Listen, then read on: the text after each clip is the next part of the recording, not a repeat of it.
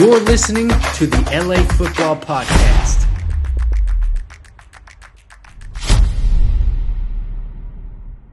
Hey, what's going on, Los Angeles? Welcome to the LA Football Show here on the LA Football Network, live on the mightier 1090 ESPN Radio. I'm your co-host, Ryan Dyer, joined as always by the madman, Jamal Madney. Excited to be coming at you on a beautiful Friday in Los Angeles, and we are talking all things LA football. We're going to start with some USC Trojans talk, get into our Trojans huddle, and talk about the boys from Troy. But Jamal, what's up, brother? How we doing? Happy Friday. Doing well, Ryan. Happy Friday to you. It's a TGIF. Always excited to talk football. Thank God it's football, and thank God it's Friday. And so excited to jump into it with you as always. Yes, sir. LA Football Fridays. Can't go wrong with it. Thank you all for tuning in, making us a part of your day. As always, got some exciting stuff coming down the pipeline. Plenty of content over at LAFBnetwork.com, so make sure to check that out. We got all of our other shows on the network you can check out: Chargers Unleashed, Rams Brothers, Bruin Bible, Salute to Troy, and obviously this is the LA Football Show. Before we get into it, show is always brought to you by our friends at BetOnline. Head to betonline.ag today. Use our promo code BELIEVE. That's BLEAV. Gets you a 50% welcome bonus on your first deposit. That's free money. Don't leave free money at the door when you go sign up. Promo code BELIEVE. Tell them the guys at the LA Football Network sent you. So we talked a lot. We actually basically dedicated the whole show last week to USC, at least our radio segment, and a lot of stuff, and talked about Pac-12 coaches and comparing where Riley and Chip Kelly stack up. Had a lot of fun talking ball and college, and we are now basically a week away from USC spring game at the Coliseum, noon on the 15th. Cannot wait for that. Spring practices have been ongoing. There's been some good things from there. We talked about Duce Robinson, Jamal, the big recruiting commit just last week.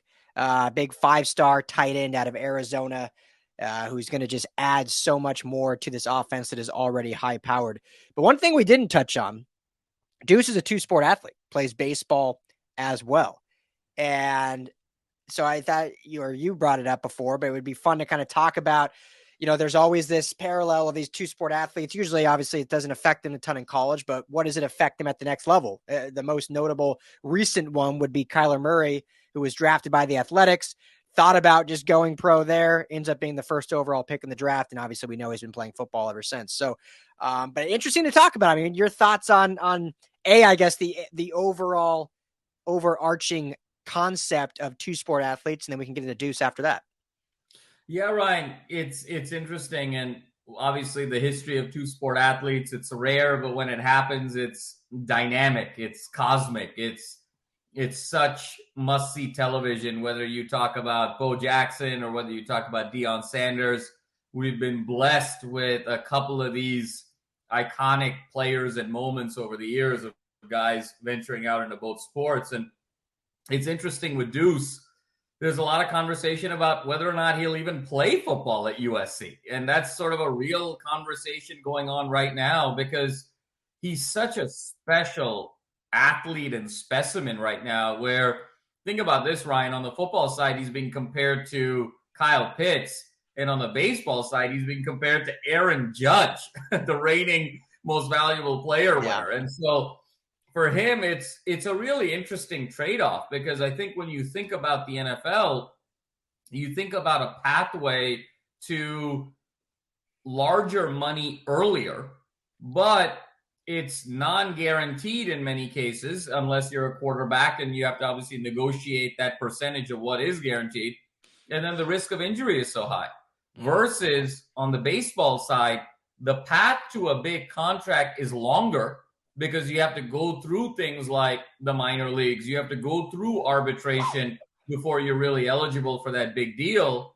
But you don't have to worry about getting hurt, number one. And then number two, it's all guaranteed money on the back end. Whereas in the NFL, if you get hurt, it really, the only thing you have to hang your hat on is the signing bonus. So it's this very interesting risk-reward ratio when you sort of do the trade where it's, hey, if I stay healthy, I'm going to be richer quicker in the NFL. But if I don't stay healthy, how big that back end is in baseball, I could be making even more if I'm willing to play kind of a longer term game. So going to be really fascinating how this plays out with Deuce. I think USC, it was an interesting choice because USC baseball was the flagship baseball team in the NCAA for many, many years back in the 60s and 70s and 80s, has really fallen on hard times the last 20 years. Yeah. And obviously we know what USC football is. So he made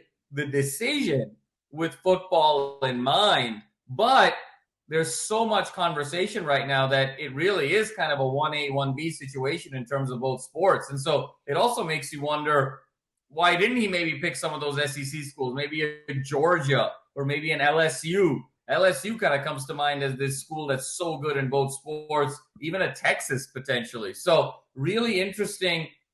Has he sort of leaned football and just not telling anyone, or is this still really a debate and he wants to see it shake out? So really fascinating what happens with Deuce. But for all the hype, it's so interesting that there's a non-zero probability that he may never play football. It's so interesting. Yeah. I mean, in your opinion, do you think he'll not play football? I think he will. I think he definitely will play football, but how long? And, you know, it's one of those things where it's, you know, if he blows up on the baseball field this year and there's 17 people watching him, and, you know, does he transfer out of USC to another school for baseball? It's just such an interesting case study, because this is the first, I think, bona fide two-sport star across football and baseball where now you're in this world of nil and transfer portal, right? He's sort of this pathfinder where does he transfer for one sport over the other eventually? Does he just stay at USC and be great at both? Does he just stay at USC and become great in football? You know, how does the nil stuff play out? It's going to be really fascinating to see this unfold. When you said it there at the end, and that's the new part of this whole equation that wasn't there when Kyler, for instance, was going through this is nil. And when you look at baseball contracts, and I won't reiterate what you said because it does take a little longer to get there, but obviously we all know the stars in baseball make a lot of money for a lot less risk, and it's all guaranteed. And you have guys at 35 signing 10-year guaranteed deals into their 40s. And if this guy's that talented, he certainly can make that happen. However, if we're looking at the right now, present time, this is an 18-year-old kid. If you're looking at nil, and let's just be completely honest here, he'll make a lot more in nil as a USC football player than he will as a USC basketball player in nil. Now, obviously, he'll have parents and other advisors looking long-term and in the future. But if we're looking right now, I mean, if this guy is as good as we believe he's going to be, and with how highly touted he was as the number one pure player coming out of the state of Arizona and the number one tight end, I mean, he could make upwards of, you know, over a 3-year football career, he could make upwards to $10 to $15 million just playing college football with nil deals. And he wouldn't make that in baseball just because, I think baseball nil deals are much more going to be lower just because there's not as much prominence in college baseball, and especially at USC. I mean, if you're a USC donor, you're paying nil dollars to a football player, not to this squandering baseball program that is almost a glorified club team.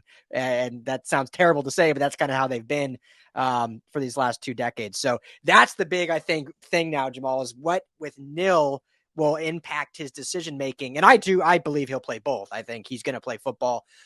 Just as you mentioned, like, it would have been very odd to choose USC strictly for baseball and not for football.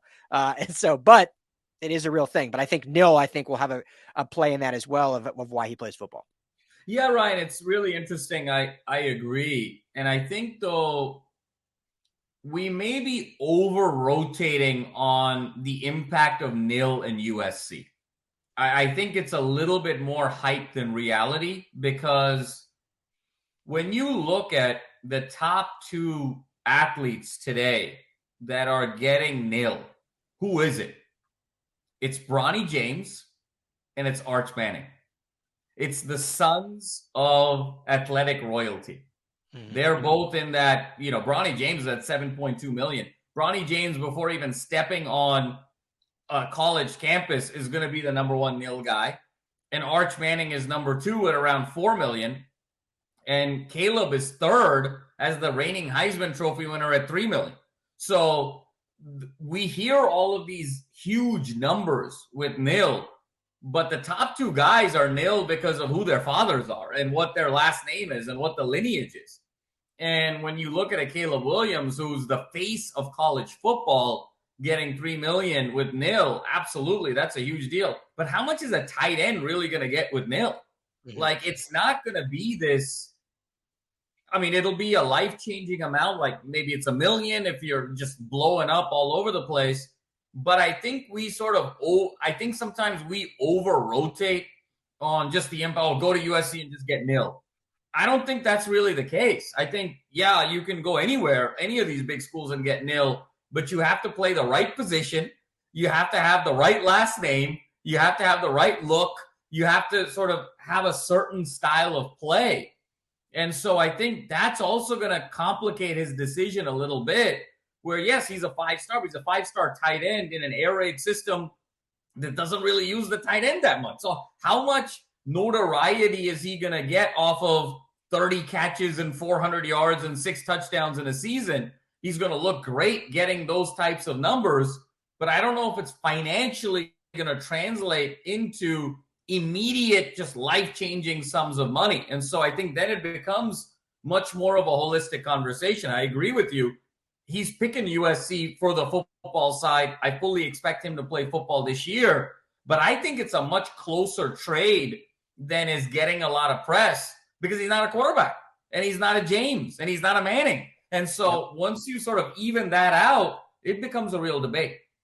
Well, and the long-term, even we talked about how his baseball is guaranteed and this and that, but you also mentioned the tight end position. I mean, I think Travis Kelce is either the highest or close to the highest. You know, he's obviously one of the best. Him and the rival up north, I won't mention his name.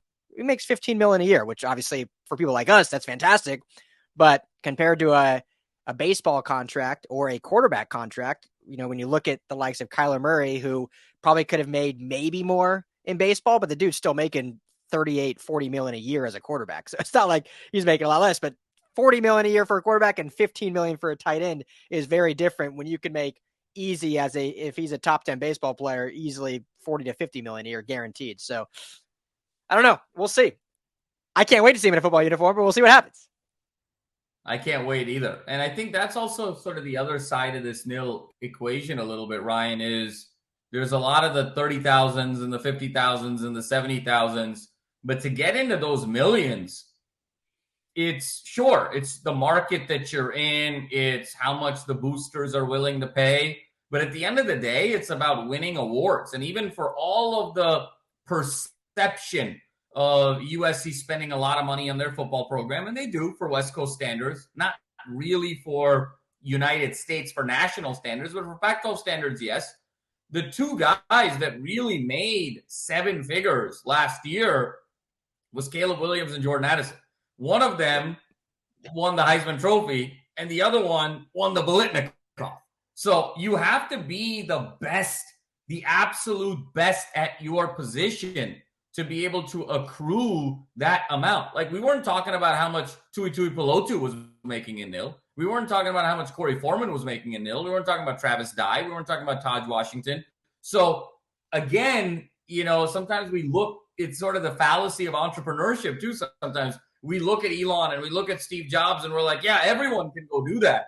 And those oftentimes are the exceptions rather than the rules. So I think for Deuce, it's going to be a really interesting conversation of how it all shakes out. I can't wait to see him in a Trojan uniform in a live game and stacked up with Tahj and Brenden Rice and Dorian Singer on one side of the field, and it's going to be dynamite. And just can't wait to see his athletic prowess come to form, and then see, you know, where his destiny and where his athleticism takes him. And the final kind of thought and about this, and we talked about this a little before about how stacked this offense is even before Deuce got here, and now it's even more stacked. And what effect will that have in potential transfers? Because, you know, there's just too many mouths to feed. And, you know, back in the day, even with the transfer portal, but maybe pre-nil, it was okay. Well, I got to, boost my stock for the draft for my future. And so if I'm not getting the ball or not getting playing time, I need to go elsewhere to find that. But now, especially after what you just said, like it has no ramifications too. I mean, if you're not getting the ball, those deals may not be coming in. So that'll be another thing, is how are they able to utilize him and others within this offense and feed everyone so that everyone's happy, not only on the playing field, but also in the pocketbook at the end of the day. I mean, if Duce can only get 20 catches in the year and he's not in the running for the best tight end in football, then, he's not going to want to stay very long probably, or we'll just say, I'm just going to go play baseball. So that's the other kind of factor in this coin. And what Lincoln Riley, obviously he's not concerned with what these players are making a nil. That's the last thing he's worried about, but he is concerned if all of his guys are going to want to transfer because there's not enough prominence, I guess, within each player. So this is truly where being a coach in today's football, you have a lot more you are responsible for than just winning and losing, because, obviously when things happen, like players transferring out, that's going to affect your winning and losing. So challenging job. It's really an interesting point. And I think the segue here, Ryan, is how USC is thinking about their quarterback position in 2024. A lot of conversation about who's going to be the next Caleb. Obviously, Malachi Nelson is there. Miller Moss is there. USC was chasing Dustin Raiola and, the 5-star, presumably kind of the top guy in his draft class. Recently, he's kind of flipped from USC to Georgia. There's a little bit of a perception there. And then you got the kid out of Mater Dei, the next quarterback out of Mater Dei, who's looking at USC very seriously. And Lincoln Riley is saying, listen, if you don't want to compete, this isn't the place for you. Well, it's easy for Lincoln Riley to say that when he's making $10 million a year. And, it's not like Lincoln Riley has to compete every year to be the head coach. And so these kids have to come in and compete. And then the winner obviously is going to stay. And then the guys who get beat out have to really think about not only their athletic future, their on the field future, but their financial future. So and again, it speaks to how the power dynamic is so different in college football versus the NFL, where the $10 million a year coach controls everything and is the richest by far and has all the say in terms of talent acquisition and talent development, versus in the NFL, an $8 to $10 million a year coach has to deal with a $40 million quarterback and a $20 million defensive lineman and a $15 to $20 million receiver. And it changes the power dynamic completely. And that's why your leadership style has to be completely different. And that's why the Nick Sabans and the Steve Spurriers and the Butch Davises and the Urban Meyers didn't pan out in the NFL, because when you flip that power dynamic on its axis, the same leadership style is not going to work in the NFL versus in college. Are you surprised at all that Miller Moss didn't transfer out? I commend him for staying, but are you surprised, considering, it's kind of a foregone conclusion, unless Malachi's terrible, that Malachi will take over the reins next year? Yeah, it's interesting, Ryan. I think the parallel with Miller Moss across town is Ethan Garbers, right? It's both those guys have stayed. They want to compete, and they want to see where they stack up against these presumable future of the franchise 5-star type of quarterbacks. I'm not that surprised, because I think he loves being a USC Trojan. I think Miller Moss realistically may not really see himself as an NFL quarterback. And so he's like, well, how do I best set up my future? I want to stay in the USC network. I think Miller Moss is almost taking like a Rob Pelinka approach. Like everyone forgets Rob Pelinka was on the Fab Five of Michigan. Yeah. And it was through that experience, like Rob Pelinka wasn't going to be an NBA player, but it was through that experience that he built the network, and then went to law school, became a sports agent, became Kobe's agent, the super agent, and now, became the GM and the president of the Lakers. I think Miller Moss could kind of see a potential path there where it's like, hey, let me stay in this program. If I'm not going to go pro, this is the place to be to build the connections and for my next life after football. And then if it's an on-the-field thing, it's, well, let me at least get a shot to compete against Malachi. And if I'm close, maybe I go transfer somewhere else because I know I'm really close. And if I'm really far away, then I understand that, hey, I'm just a backup on a really good team without an NFL future. So I actually think it takes a tremendous amount of self-awareness and maturity beyond just kind of the competitive fire. I think that's just, everyone says that. That's almost sort of a lazy argument. I actually think it's deeper than that. And I think these kids are so mature and self-aware about not only who they are today, but who they can be tomorrow. And I commend them both. Yeah, it's a great point. And one that I think a lot of people don't think about is, only 252 players get drafted every year. And there's 100 players alone on one single college roster. So I think the thought process is, for some, everyone believes and hopes and wants to make it to the NFL, but some maybe realistically, and I'm not saying Milton Moss won't. I mean, we haven't seen enough of him for me to make that assumption, but some might be like, I knew I was never playing in the NFL. So I said, okay, what can I do to have fun, learn a lot, but then better my future and elsewhere? And so maybe he's thinking that way as well. So it's a great point. So got to take a quick break. That's all the time we got for Trojans Huddle. So podcast, we'll talk to you guys all next week. Radio, we'll be back at the bottom of the hour with more LA football talk. Talk to you then.